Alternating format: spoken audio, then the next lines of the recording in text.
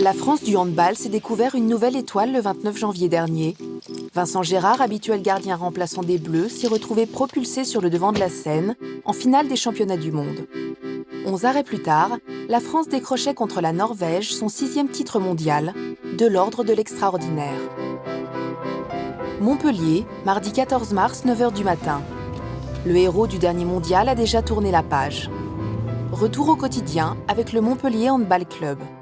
C'est vrai qu'on était sur un petit nuage là, pendant une semaine, 15 jours.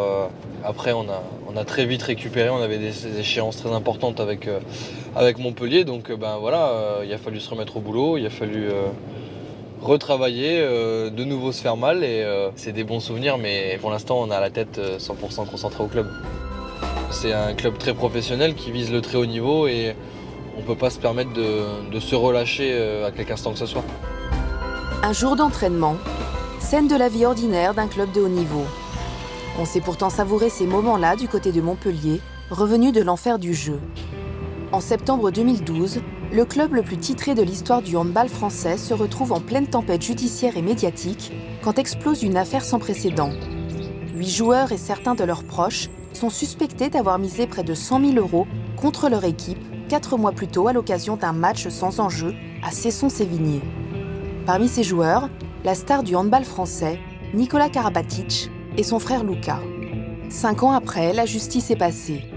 15 prévenus poursuivis pour escroquerie ou complicité ont été condamnés le 1er février par la Cour d'appel de Montpellier.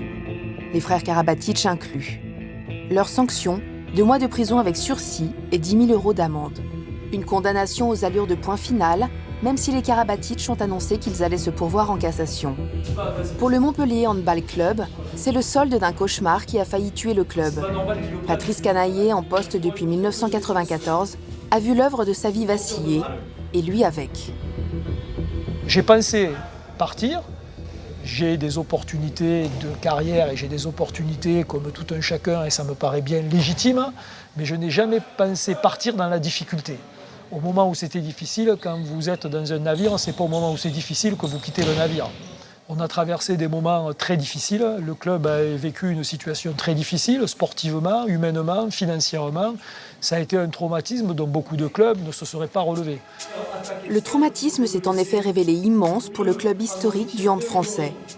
Ébranlé à tous les étages, il n'a plus été sacré champion de France depuis, se contentant d'une Coupe de France et de 2 Coupes de la Ligue. Canaillé a encore du mal à évoquer publiquement le fond de l'affaire et les hommes qui l'ont provoqué, refusant par exemple de s'exprimer sur le ressentiment qu'il pourrait avoir vis-à-vis de certains des joueurs impliqués. Il vaut mieux rester bas et plutôt être agressif sur le porteur de balle pour couper les possibilités du porteur de balle. Là, il défend sur les non-porteurs et pas sur le porteur. L'ancien, la légende des Bleus, Michael Guigou, au club depuis 1999, refuse carrément d'évoquer la question. Trop douloureux, trop de sentiments mêlés sans doute. Plus facile en revanche pour Valentin Porte, arrivé au club en août dernier. L'un des joueurs majeurs des experts champions du monde témoigne d'un regard distancié sur l'affaire, entre respect dû au club et loyauté vis-à-vis de ses coéquipiers en équipe de France. On entend des choses, on ne sait jamais ce qui s'est passé. Encore aujourd'hui, on ne sait pas ce qui s'est passé. Et on ne le saura peut-être jamais. C'est leur histoire, c'est à côté, c'est hors handball, ça reste mes amis. Et quoi qu'il arrive, quoi que la justice dise et quoi, ça restera toujours mes amis. Et de jouer avec eux, c'est toujours un plaisir. De gagner avec eux, c'est toujours un plaisir. Et ça changera jamais. C'est un club qui m'a toujours fait rêver. Et quand ils sont venus me chercher il y a peu de temps, j'ai pas longtemps hésité, j'ai vite donné mon accord. Ouais, je pense qu'il y a plus d'un club qui aurait explosé, qui aurait mis peut-être la clé sous la porte, c'est sûr. Et Montpellier, je pense, a failli y passer. Ça s'est joué à peu de choses aussi. 5 ans après, Porte incarne le pouvoir d'attractivité retrouvé du MHB. Il est aussi l'un des symboles des étapes de la reconstruction du club, alors qu'à son arrivée à l'intersaison, le dernier joueur impliqué dans l'affaire, Dragan Kajic, venait de faire ses bagages. Paradoxalement, cette reconstruction a démarré dès les premières heures du séisme. Si cette affaire a mis en lumière les failles du club, dont sa gestion financière, elle a aussi révélé ses forces, sa profondeur et son identité à travers son centre de formation, la bouée de sauvetage aux pires heures de la tempête. À l'époque, le club a déjà en réserve des joueurs prêts à assumer. Ce sont ces joueurs qui vont orchestrer le renouveau. En tête d'affiche, Ludovic Fabregas et Mathieu Grébille. L'affaire des paris aura été leur tremplin. Je venais de signer mon premier contrat professionnel. C'était ma première année pro. Et voilà, c'était sympa.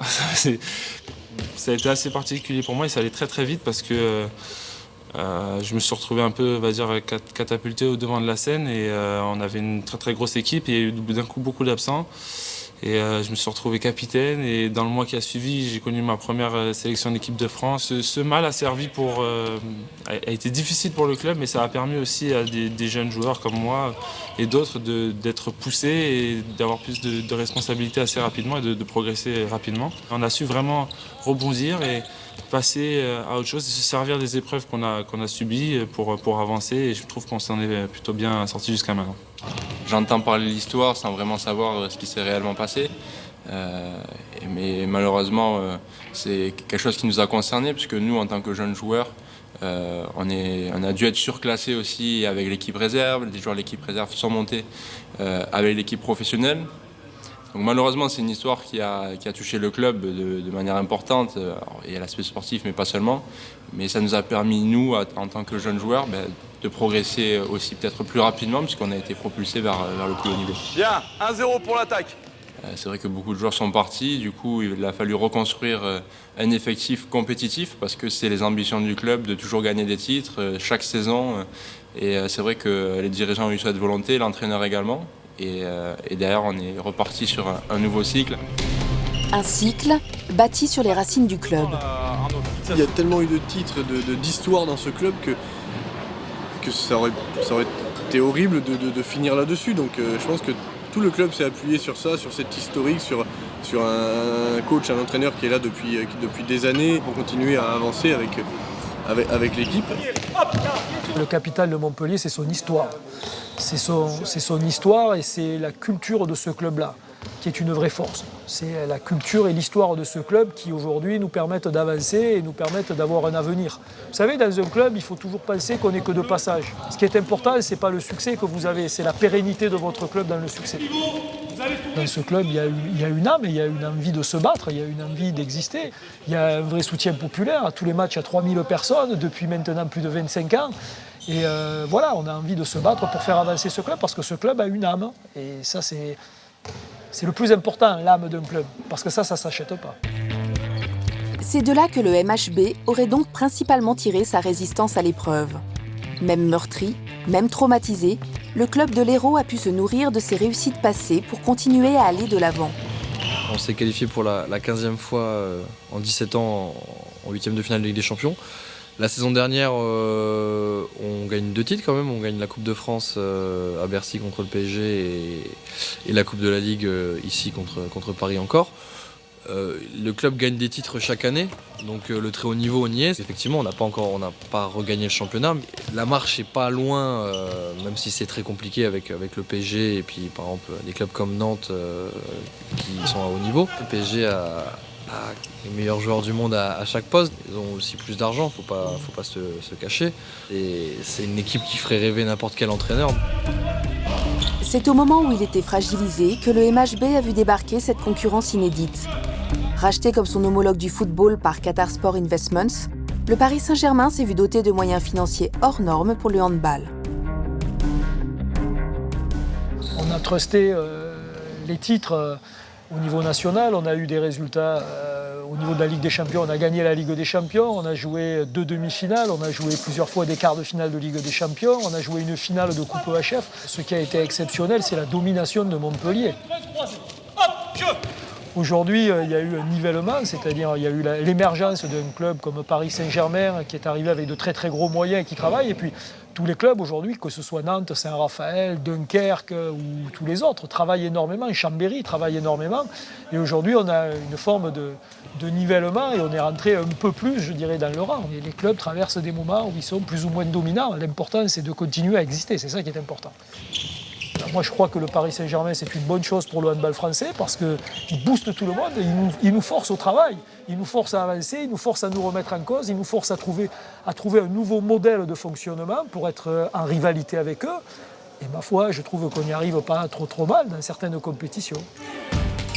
Des résultats qui semblent dire que Montpellier a bel et bien passé le plus dur, sans être tout à fait certain qu'il pourra un jour reconquérir les sommets européens. Il y a pas mal de bons signes qui nous font penser qu'on peut faire de belles choses, mais peut-être un peu plus de stabilité serait bien. Moi, la seule chose qui me dérange un peu à Montpellier en ce moment, c'est que chaque année, on perd un peu nos meilleurs joueurs. Après, c'est la loi aussi du statut qu'on a aujourd'hui. Nos meilleurs joueurs, ils vont à Veszprém, ils vont à Barcelone, certains vont à Paris. Ils vont dans les équipes qui sont prêtes à disputer le Final Four. Aujourd'hui, j'aimerais qu'on arrive à garder ces joueurs-là parce qu'on n'est pas très loin de pouvoir disputer ce Final Four. Montpellier y parviendra peut-être, quand bien même cela n'effacera jamais totalement le traumatisme de l'année 2012 chez ceux qui l'ont vécu. Les blessures vont rester tout le temps. Voilà. Après, il y a les blessures, et puis après, les blessures, ça cicatrise. Et donc aujourd'hui, on avance avec tout ce qu'on a vécu, de bon, de difficile, et on continue à construire ce club avec tout ça.